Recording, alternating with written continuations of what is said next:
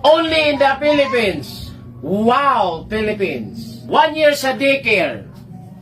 1 year sa kinder. 6 years sa elementary. Wow. 4 years sa high school. Wow.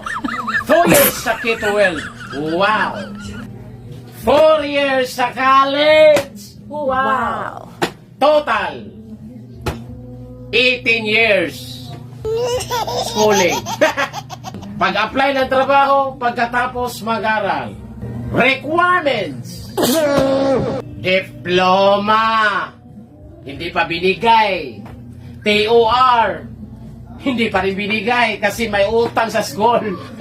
Resume, biodata lang yung dala, hindi pa tanggap. Barangay clearance. Police clearance. NBI clearance. HIPAA. Birth certificate, hindi tumanggap ng local. Valid ID, nako, samot. Hindi pa dumating.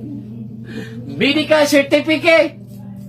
Drug test. Oh my God! SSN number.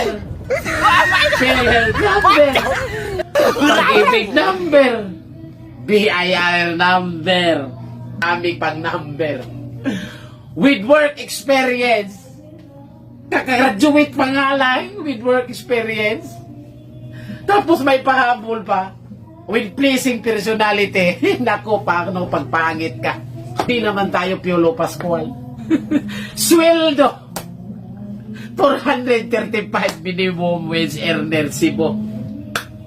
Cebu reta. South Korea. South Korea. Walang schooling. Wow! Pass lang ka sa exam, kahit grade 1, kahit walang grado, basta maipasa mo yung exam, sahod mo 80,000 hanggang 150,000. Wow! Anong pipiliin mo? South Korea? Philippines? South Korea na lang tayo, mag-review na lang tayo. Hichime kokoro, hanyo chonon chonon, isumnida. South Korea.